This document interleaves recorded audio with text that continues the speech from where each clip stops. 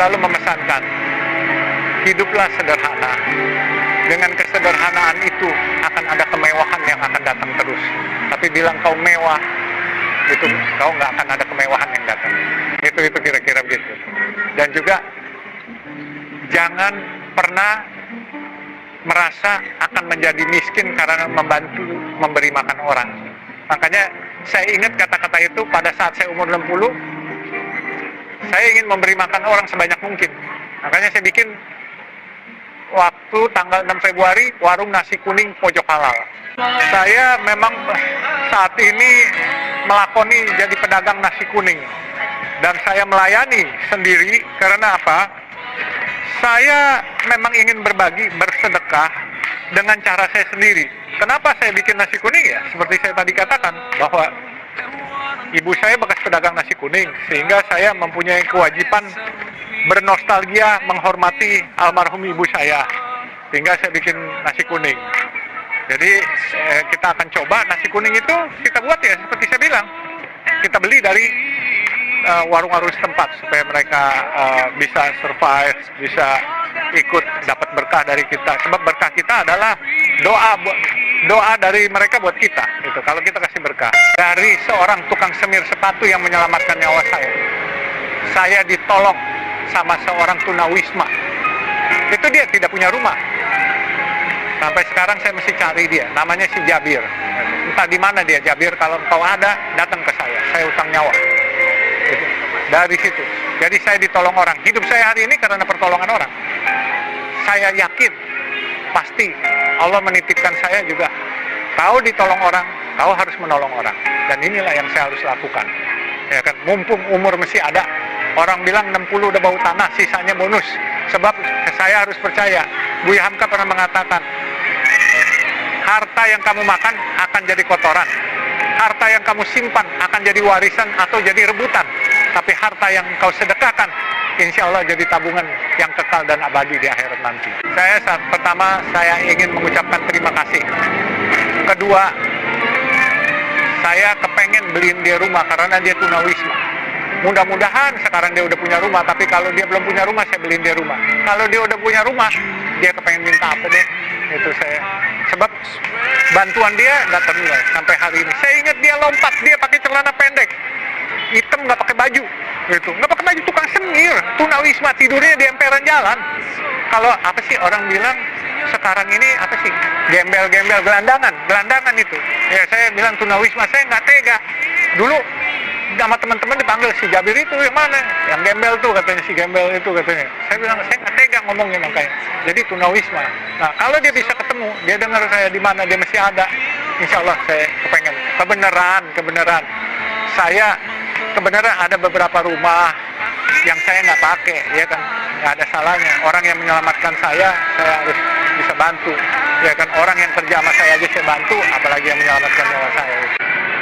Banyak orang-orang yang kaya, yang sombong, tapi nggak ada artinya. Dia kesepian jiwanya. Kalau saya nggak berasa saya kaya. Mungkin orang melihat saya lebih, tapi saya nggak berasa saya kaya. Saya merasa saya mesti seperti yang dulu.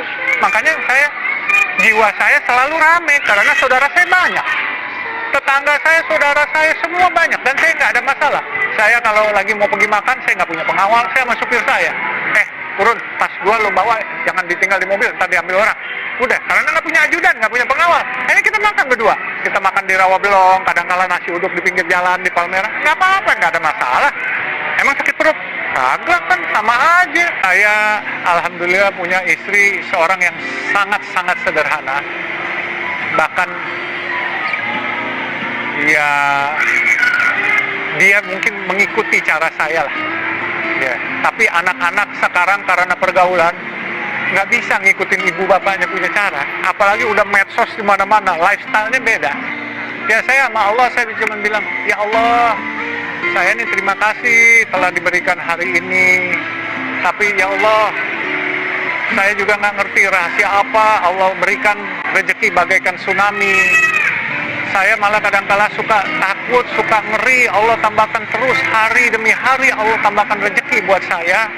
Saya malah bilang, ya Allah kalau bisa cukup deh rezeki Tapi tolong jaga orang-orang yang saya sayang semua supaya tetap berkumpul sama saya. Jangan engkau ambil ya Allah. Rezeki engkau boleh ambil, tapi orang-orang yang saya sayang, sahabat-sahabat saya yang masih jadi tukang tarik gerobak sampah, yang masih jadi hansip tukang parkir, jangan kau ambil itu semua. Itu teman-teman saya yang kita sampai hari ini masih bisa bercanda ria. Saya punya harta sangat tidak berharga dibandingkan orang-orang teman-teman saya, sahabat saya, keluarga saya. Itu lebih berharga buat saya.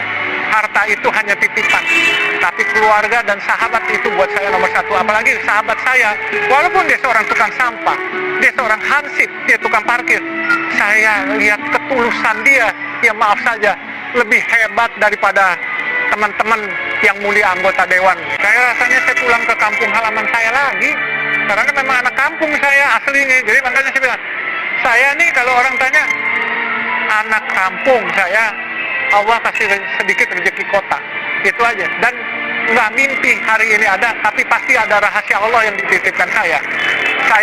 Kerjaan saya mengharumkan nama Islam.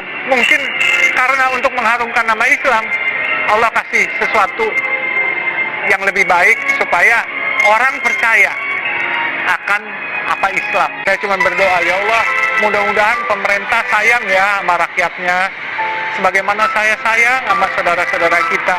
Masa pemerintah nggak akan sayang ya? Siapa tahu pemerintah sayang, ini akan diadopsi. Warung nasi kuning ini mungkin akan jadi gerakan nasional. Gerakan nasional, gerakan nasi kuning Republik Indonesia, NKRI, iya kan? Jadi siapa tahu, kita berdoa aja, kita bermimpi kan boleh. Kalau presiden mendengarkan ini, menteri-menteri sosial mendengarkan ini,